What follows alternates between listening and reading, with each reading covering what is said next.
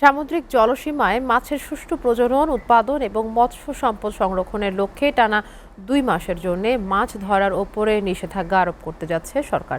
15 April থেকে 11 June পর্যন্ত 58 দিন এই নিষেধাজ্ঞা থাকবে বলে জানিয়েছে মৎস্য অধিদপ্তর।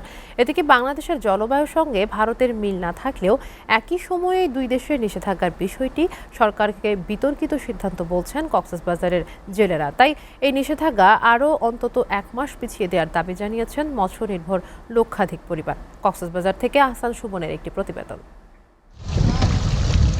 চৌফুলদণ্ডী কক্সবাজার সদর উপজেলার একটি গুরুত্বপূর্ণ জনপদের নাম।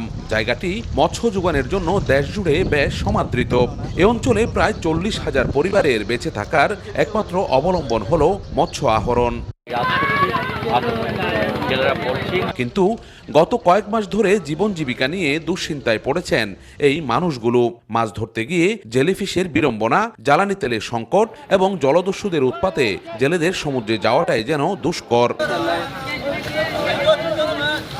এখন সমুদ্র অনেকটা স্বাভাবিক, প্রচুর মাছও ধরা পড়ছে জালে। এমন সুখবরের মাঝে নতুন করে সামনে এসেছে টানা 58 দিনের নিষেধাজ্ঞার দুঃসংবাদ। তাই চরম হতাশ এখানকার জেলে সম্প্রদায়। 45,000 জনগণকে সাথে নিয়ে গোটা রাজপথ আমরা দখলে নেব। মাস আগে যে সাগর বন্দর ঘোষণা করছে, আমরা তা মানতে রাজি নই।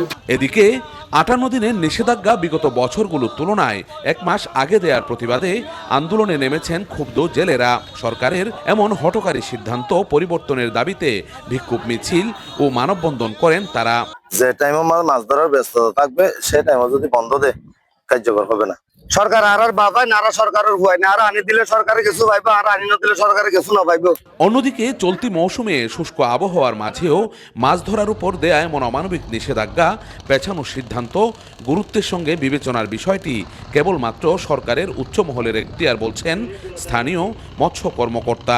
বিজ্ঞানীদের গবেষণা জড়িত থাকে, সেই গবেষণাগুলো ওনারা কিন্তু উচ্চ পর্যায়ের বৈঠকে উপস্থাপন করেন। অনেকগুলো বিষয় ক্যালকুলেশন করে কিন্তু সরকার সিদ্ধান্তটা নেয়।